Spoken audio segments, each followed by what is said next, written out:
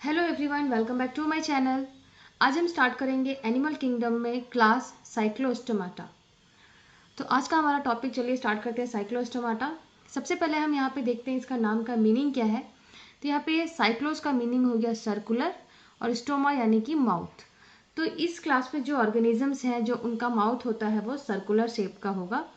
तो ये इसका तो नाम का मीनिंग हो गया। अब हम देखते हैं कि ये क्लास साइक्लोस्टोमाटा का कैरेक्टरिस्टिक्स क्या क्या है। तो एक एक करके सारे कैरेक्टरिस्टिक डिस्कस कर लेते हैं। सबसे पहला आता है आपका हैबिट एंड हैबिटेट।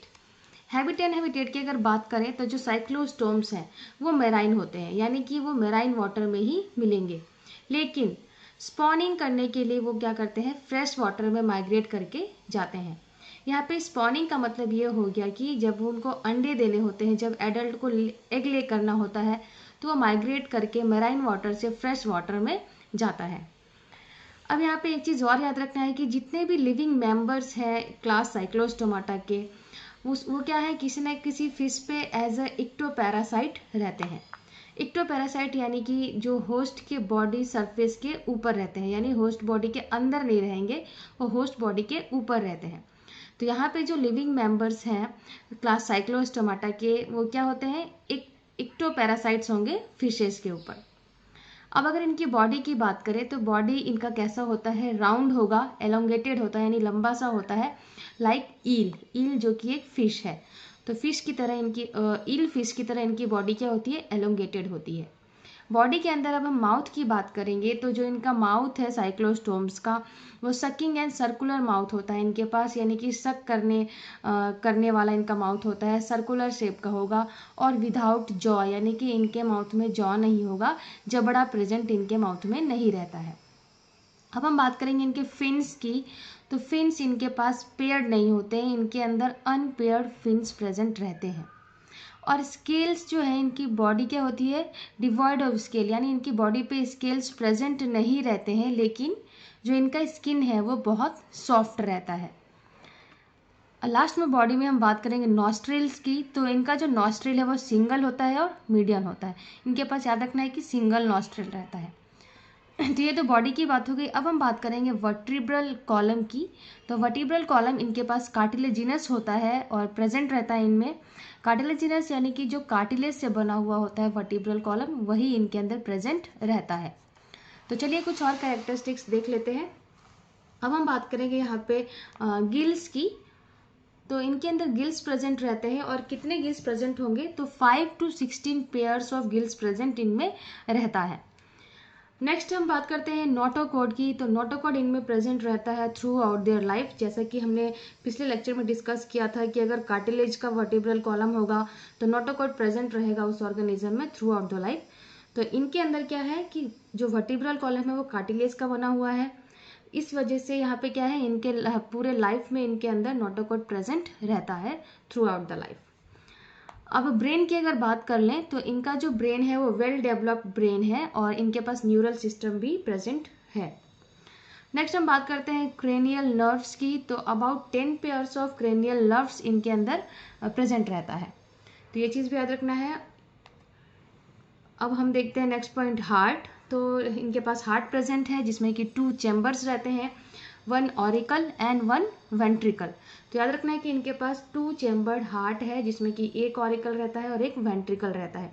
बात कर लेते हैं इनके डाइजेस्टिव सिस्टम की। तो जो डाइजेस्टिव सिस्टम है इनका, इनके डाइजेस्टिव सिस्टम में इनके पास स्टमक नहीं रहता है। तो digestive system is devoid of stomach. अब बात करेंगे हम सर्कुलेशन की। तो इनका जो सर्कुलेटरी सिस्टम है वो क्लोज टाइप सर्कुलेटरी सिस्टम रहता है। इनके पास कैसा सर्कुलेटरी सिस्टम होगा, they have close type circulatory system. एक चीज़ और यहाँ पे याद रखना है कि इनके पास इंडोस्केलेटन प्रेजेंट है इनमें, और ये इंडोस्केलेटन कैसा है, कार्टिलेजिनस है, यानी कि कार्टिलेज का बना हुआ इंडोस्केलेटन इनमें प्रेजेंट है। रेस्पिरेशन की अगर बात करें तो जैसा कि इनके अंदर गिल्स प्रेजेंट है, तो ये अपना रेस्पिरेशन का प्रोसेस गिल्स के थ्रू करते हैं। अब हम बात करेंगे इनके एक्सक्रेटरी सिस्टम की। तो इनके पास क्या होता है, a pair of mesonephric kidneys make up the excretory system. इनके पास pair of mesonephric kidney present रहता है जो कि इनका एक्सक्रेटरी सिस्टम बनाता है। तो ये सारे पॉइंट्स तो हमने देख लिए। अब हम लास्ट बात करते हैं इनके रिप्रोडक्शन की, कि रिप्रोडक्शन कैसा होता है इनके अंदर। तो चलिए रिप्रोडक्शन देख लेते हैं, लास्ट पॉइंट। तो ये जो ऑर्गेनिजम्स है ये यूनिसेक्सुअल होते हैं, सेक्सेस इनमें सेपरेट होता है। लेकिन एक चीज़ यहाँ पे याद रखना है कि जो एक एग्जाम्पल है इसका माइग्जीन, जिसे कि हैगफिश कहते हैं, ये क्या होता है, बाइसेक्सुअल होता है। तो ये आपको याद रखना है, बाकी जो ऑर्गेनिजम्स हैं वो यूनिसेक्सुअल होंगे। अब अगर इनके फर्टिलाइजेशन की बात करें तो फर्टिलाइजेशन इनका एक्सटर्नल होता है। और यहाँ पे एक चीज़ याद रखना है कि जो इनका एग्जाम्पल पेट्रोमाइजोन है, जिसे कि लैम्प्रे कहते हैं, ये क्या होते हैं, इज अ माइग्रेटरी फिश। ये एक माइग्रेटरी फिश होता है। ये किस टाइप का माइग्रेशन शो करता है, तो इट शोज एंड्रोमस माइग्रेशन। अब ये एंड्रोमस माइग्रेशन क्या है, तो एंड्रोमस माइग्रेशन में क्या होता है कि जो ये फिश है वो मूव करता है मेराइन वाटर से फ्रेश वाटर में। तो इस तरीके का ऐसा मूवमेंट जो कि मेराइन वाटर से फ्रेश वाटर में ये ऑर्गेनिज्म मूव कर रहा है, इस तरीके के माइग्रेशन को कहा जाता है एंड्रोमस माइग्रेशन। तो ये पॉइंट आपको याद रखना है, बहुत ही इंपॉर्टेंट है। तो ये भी हम देखेंगे कि ये किस वजह से मेराइन वाटर से फ्रेश वाटर में माइग्रेट करते हैं। तो जब इनको अंडे देने होते हैं, जब इनको स्पॉनिंग करना होता है, स्पॉनिंग यानी कि एग ले करना होता है, तब ये मेराइन वाटर से फ्रेश वाटर में जाते हैं। तो यहाँ पे हमने बनाया हुआ है एक चार्ट की तरह। तो मेराइन वाटर में सबसे पहले तो ये जो यहाँ पे पेट्रोमाइजोन है ये फिश, ये क्या करता है कि ये मेराइन वाटर में रहेगा। अब इसके एडल्ट को जब देना होगा एग, तो ये क्या करेगा, फ्रेश वाटर में माइग्रेट करके चले जाते हैं ये। तो फ्रेश वाटर में जाके जब अंडे देते हैं, अंडे देने के बाद जो एडल्ट है वो वहीं पर फ्रेश वाटर में डाई हो जाता है, यानी कि मर जाता है।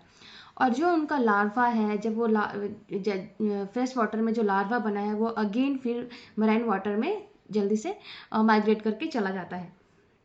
तो इस तरीके से लार्वा फिर क्या हुआ कि मराइन वाटर में चला गया, और फिर वहाँ पे वो बड़ा होकर एडल्ट होगा।